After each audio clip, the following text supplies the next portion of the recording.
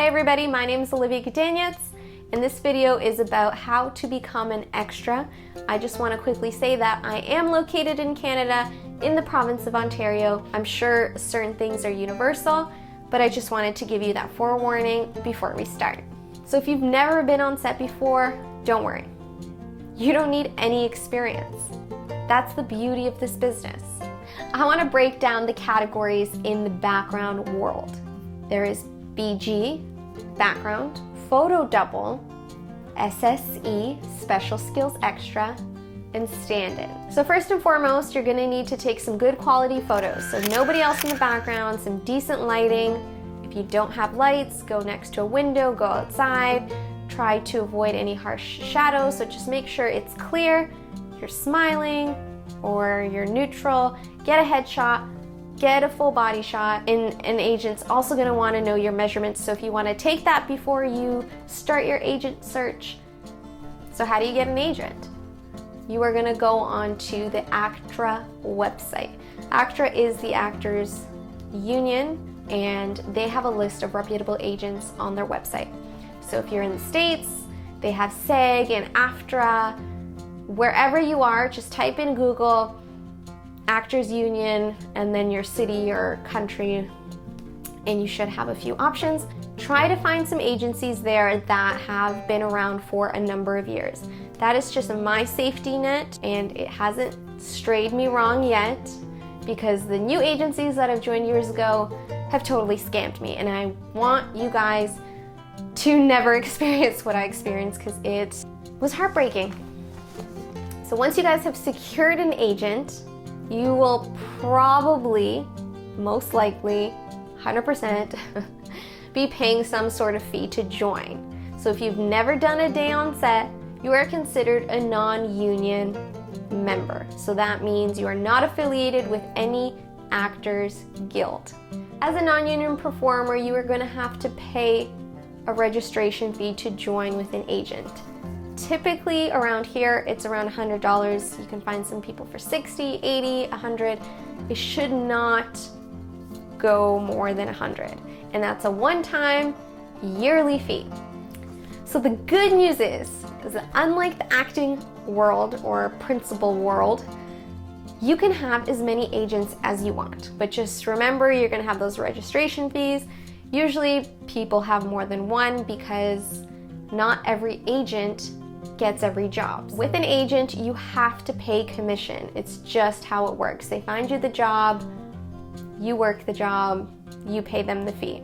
So typically here, it's between 10 to 15%. So as exciting as it can be to have so many agents, just keep it to a minimum, because a lot of non-union agents want you to put their address on the voucher, which is the thing that you're gonna get paid on, and they want it sent to them. So typically that means you're gonna have to go pick it up from the agency, so you don't wanna be driving across the city every time you have a check coming in. So of course you can work something out with the agent, but try to find agencies that are local or close to your place. When you become a union member, you can put your own address on your own voucher, so the union performers have a little more freedom, but for now, don't fret. You guys have still a ton of opportunities, and you should be excited. You are gonna explore a whole new world. So you've taken your pictures, you've sent in your measurements, you have an agent, you paid the registration fee, and now you're waiting for work. So how often should you bug agents? I say once a week, send in your availability. So I would do something like, good morning, just leaving my availability for this week. I'm available Monday, Tuesday, Thursday. Keep emails and texts professional. I've seen casting directors not hire incredible people just by the way they responded to messages, because they appeared unprofessional. Okay, so your agent has asked you if you're available on a show. You said yes. They've confirmed you. Now you wait for a call time. So let's say they ask you at 2 p.m. on Monday, and you're working tomorrow, Tuesday. It's 8 p.m., it's 9 p.m., you still don't know when you're gonna start. Not the greatest part about the business, you could get your call time at any moment. So it could come at 10 p.m. at that point, it could come in at midnight, it might not even come in till the morning. So you're kind of standing by.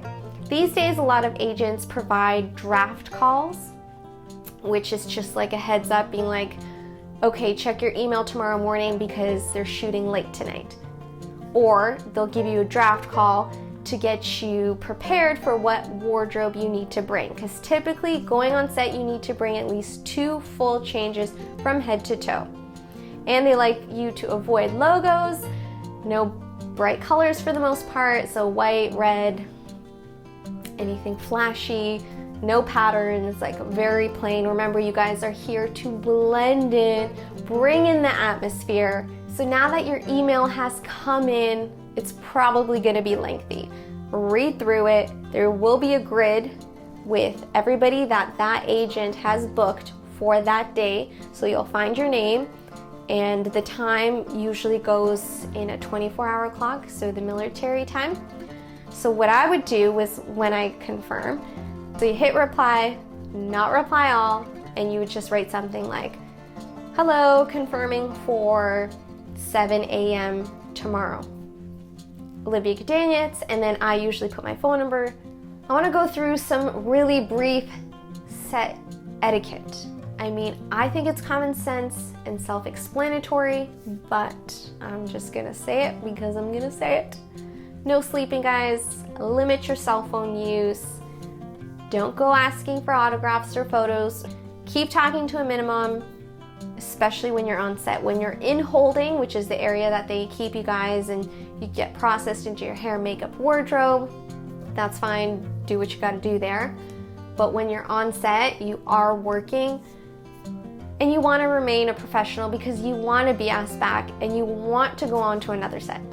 So I just wanna let you guys know there is a possibility you may not make it to set. That does not mean anything, it's just they either overbooked you, they skipped that scene, they decided they didn't need extras. You're still getting paid whether you're working there or you're not and you're just sitting and holding. That's the beauty of the film business. You never know what's gonna happen. So bring some books and always bring a pen. That is actually a really handy tip. So just enjoy the experience. If you ever have any questions, there's always PAs, which are production assistants around. There's the third AD that usually handles the background directly, and he's the one that's directing you, so it's not the head director for the most part. So being an extra is not a glamorous job. It's flexible, it's convenient. If you are a people person, you will like this job, or maybe you'll end up hating it, but either way, you should give it a shot.